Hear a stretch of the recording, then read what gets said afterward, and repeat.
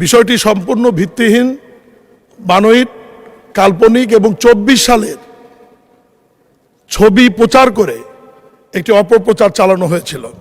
চট্টগ্রাম মহানগর পানির উপর ভাসছে এরকম একটি বিষয় আসছিল এবং এটি সামাজিক যোগাযোগ মাধ্যমে ব্যাপক প্রচার হয়েছিল এবং এই বিষয়ে মাননীয় প্রধানমন্ত্রী তার প্রশ্ন উত্তরের সময় চট্টগ্রাম মহানগরবাসীর কাছে দুঃখ প্রকাশ করেছিল এবং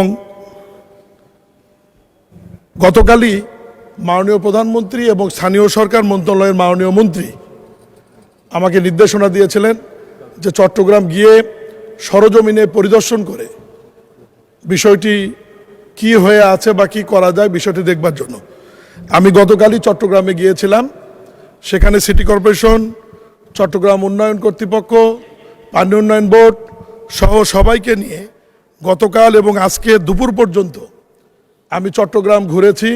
মাননীয় স্পিকার, বিষয়টি সম্পূর্ণ ভিত্তিহীন, বানোয়াট, কাল্পনিক এবং 24 সালের ছবি প্রচার করে একটি অপপ্রচার চালানো হয়েছিল।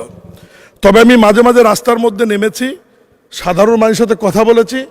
সাধারণ মানুষ এইটুকু বলেছে যে খবরে এবং সামাজিক যোগাযোগ মাধ্যমে নিউজে মাননীয় প্রধানমন্ত্রী যে চট্টগ্রাম নগরবাসীর কাছে দুঃখ প্রকাশ করেছেন, এই জন্য তারা খুব আনন্দিত হয়েছে, খুশি হয়েছে এবং মাননীয় প্রধানমন্ত্রী অত্যন্ত বড় মনের পরিচয় দিয়েছেন যে আমাদের একজন সংসদ সদস্য বা খবরের উপর ভিত্তি করেই উনি দুঃখ প্রকাশ করে ফেলেছেন এবং এটা নগরবাসী খুবই পজিটিভ নিয়েছে এবং নগরবাসী বলেছে যে আজ থেকে 1 বছর আগে 2 বছর আগে যে পরিমাণ জলাবদ্ধতা হতো এখন সেটি নাই।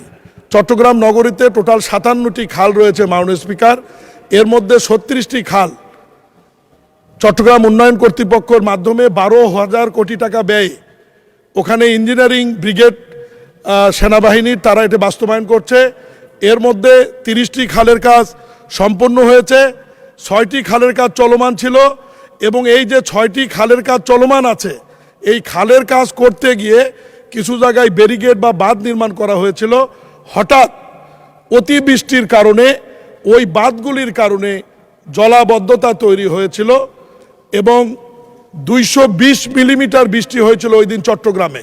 ফলে প্রবর্তনা মোড় সহ কিছু জায়গায়, মাত্র 5টি জায়গায় আপনার জলজট তৈরি হয়েছিল, জলবদ্ধতা না, যে পানিটি 3-4 ঘন্টার মধ্যে আপনার সিটি কর্পোরেশন, চট্টগ্রাম উন্নয়ন কর্তৃপক্ষ এবং পানি উন্নয়ন বোর্ডের যৌথ কার্যক্রম পরিচালনার কারণে পানিটি নিষ্কাশন হয়েছে এবং আজকে চট্টগ্রামে কোনো পানি নাই।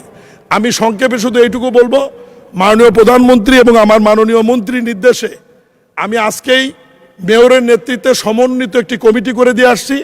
এই কমিটি আগামীতে এ ধরনের কোনো ঘটনা ঘটলে তাৎক্ষণিক ব্যবস্থা নেবে এবং যে 6টি খালের কাজ চলমান ছিল ব্যারিকেড দিয়ে, সেই 6টি খালের কাজ আপাতত বন্ধ করে দিয়ে আগামী 5 দিনের মধ্যে সেনাবাহিনীর ওই সমস্ত ব্যারিকেড উঠিয়ে ফেলে পানির প্রবাহ সচল রাখার জন্য নির্দেশনা দেওয়া হয়েছে এবং আগামী বর্ষা মৌসুমে আমরা এইটুকু নিশ্চয়তা দিতে পারি যে বড় ধরনের কোনো মহান আল্লাহর দিক থেকে যদি বৃষ্টিপাত বা জলোচ্ছ্বাস না হয় তাহলে চট্টগ্রাম মহানগরীতে জলবদ্ধতা হওয়ার কোনো সম্ভাবনা থাকবে না মাননীয় স্পিকার।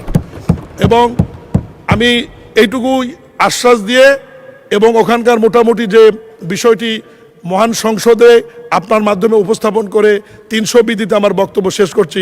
ধন্যবাদ মাননীয় স্পিকার।